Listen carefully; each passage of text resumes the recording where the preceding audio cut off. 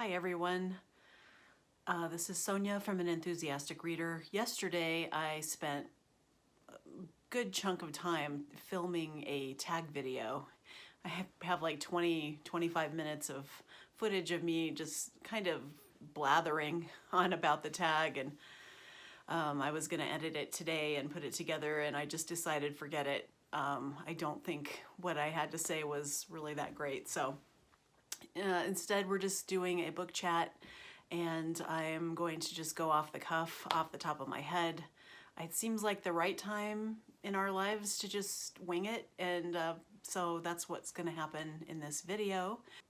I thought I'd just give you a little update of what I finished reading and what I might read, and if I were to have done the tag that I filmed yesterday, maybe a little bit of what I would have said, and it'll be a feature called If I'd Done the Tag. And I am just throwing stuff at the wall and we'll see what sticks. So first of all, I finished, sorry, I just kicked the tripod. I finished Daniel Deronda by George Eliot. I mostly liked this book quite a bit.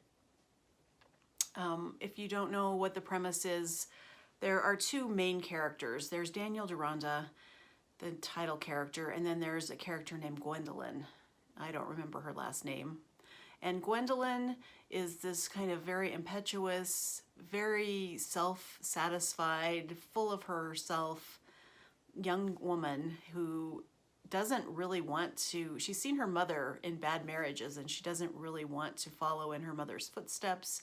She wants to be more freewheeling and do whatever she likes, no matter what anyone thinks. And at the very beginning of the novel, she's gambling.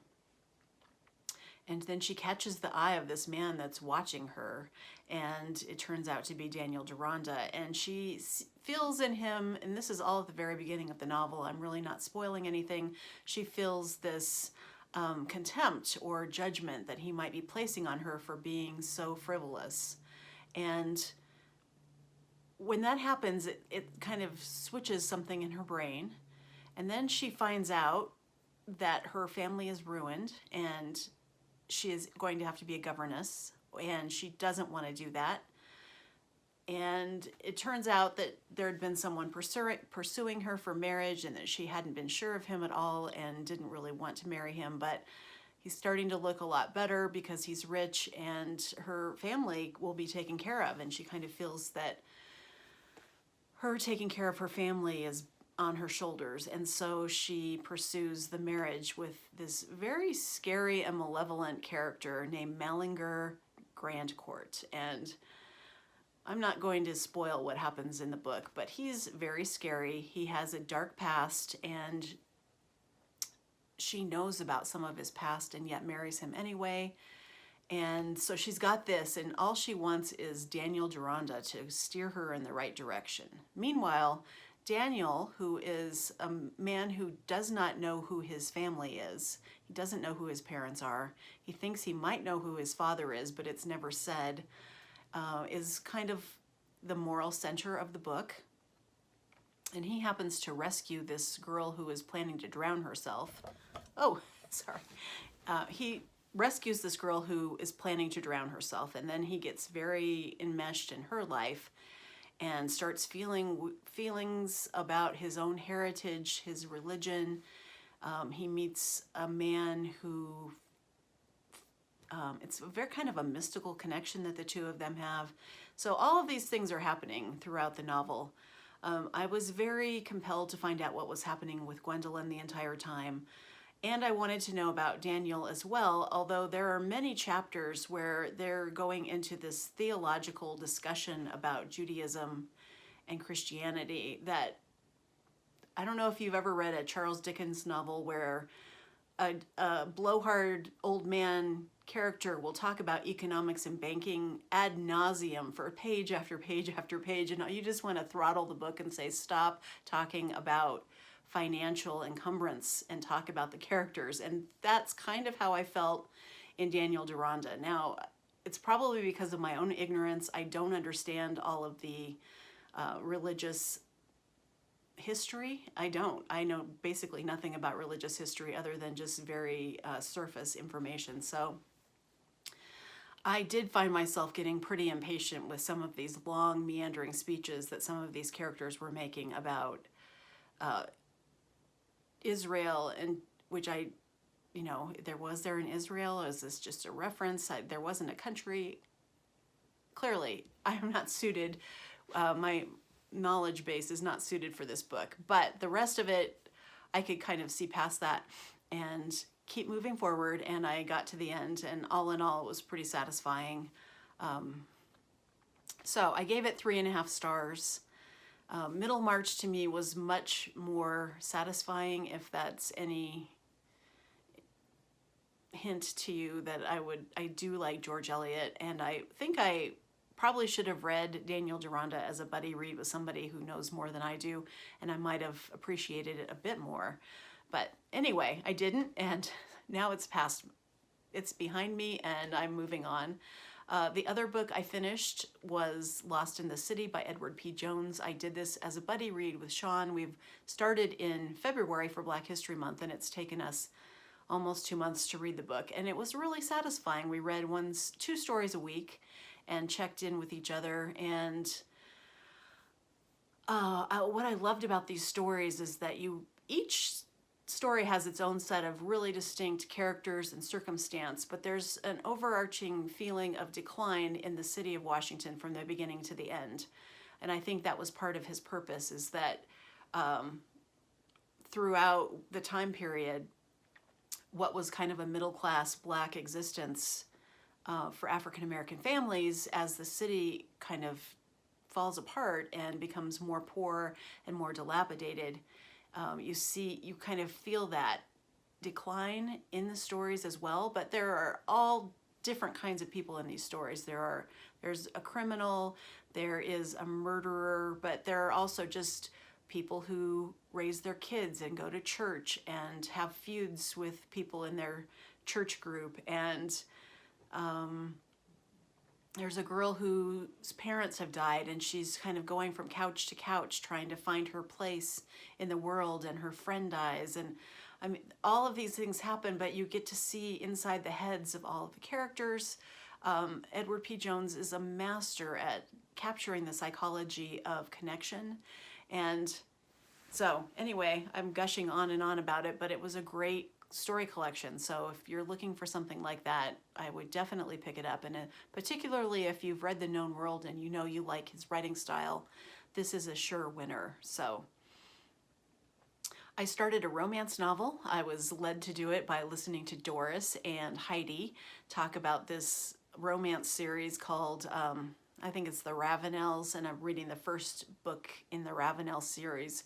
And it's been a really nice kind of just easy release away from the turgid prose of George Eliot. So I'm halfway through that. I'll probably wrap that up very soon in the next day or two, and then I'm not sure exactly what I'll read next. Thinking of picking up Real Life by Brandon Taylor and or a mystery. I have a bunch of mysteries that are just kind of waiting for me. So that's what's coming up if I feel like it, and if I don't, then I won't. So, okay. The book tag that I filmed yesterday that I will not be editing and putting up is the Choose a Year tag that Mel from Mel's Bookland Adventures came up with, and it was a brilliant tag. And I'd been waiting for a long time to put it together because I chose the year 2001 and for a number of reasons. First, I chose it because that was like the year that I felt I read the best books, or it was like my best reading year, and that was because I was a senior in college. I was 35, so don't try and figure out the weird math. I was an old college student, and I was a senior in college, and I was taking almost all literature classes that year to finish up my degree before I was going to go to graduate school. And so I took a Homer class, and we read the Iliad and the Odyssey. I took Shakespeare, and we read a bunch of plays. I took History of the English Novel 2, and we read like 10 very long novels, including Middlemarch, A Passage to India, Great Expectations. I think, what else? mean, it was just such a great class, and I read so many great books in that semester. So I had this really great list of books that I read that year. So I didn't read any books that were published in that year. But then after I looked at the books that were published, I mean, I've read a lot of books that were published in 2001 and that were great. And ones that I can recommend just off my little list here are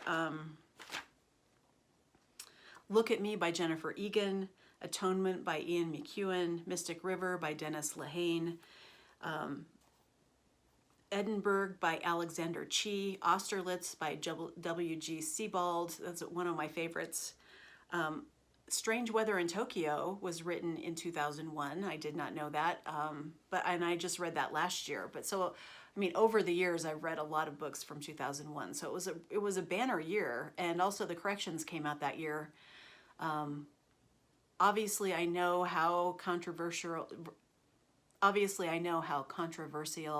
and sometimes despised Jonathan Franzen is, but I loved the corrections. I've read it 3 times since it was published. It's one of my favorite books about a dysfunctional family in a very disorienting time, and I still think it holds up, yet I know why a lot of people do not want to read it, and I'm totally at peace with both sides of the issue.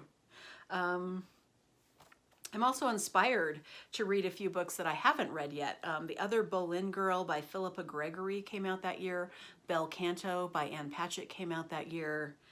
Year of Wonders by Geraldine Brooks. There's a book called The Surgeon by Tess Gertigan, and it's like the first in the Rizzoli and Isles police novels, and I have never read any of those, but I'm kind of intrigued. I'm really intrigued by first novels in mystery series. Like, I'd like to do a project, if I could get my ambition up to do it, just to read a bunch of first novels and then see which ones I would want to go forward with. And that's definitely one I'd like to go into and see what those detectives are like together. Number 9 Dream by David Mitchell came out in 2001, and I have not read that. That's one of the few David Mitchell novels I have not yet read.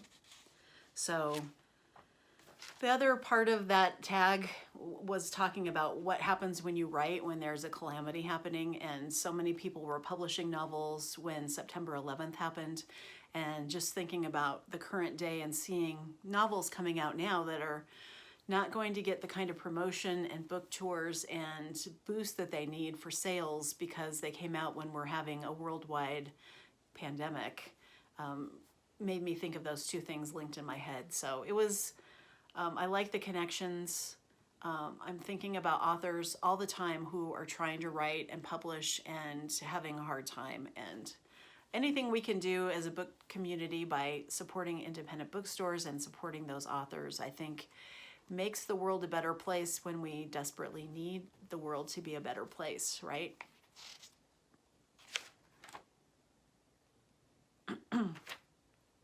So yeah, just please in the comments tell me how you're doing or what you're reading or what you're not reading, and let's go forward and keep checking in, because I tweeted today that I'm more socially connected or socially active now when I have to stay in my house than I ever am in real life. I've got all these different group texts going and messages and watching videos and commenting and actually doing phone calls, calling family members and talking to my daughters who are far away, and we all miss each other and feel kind of connected through technology. So we do have that. We are lucky.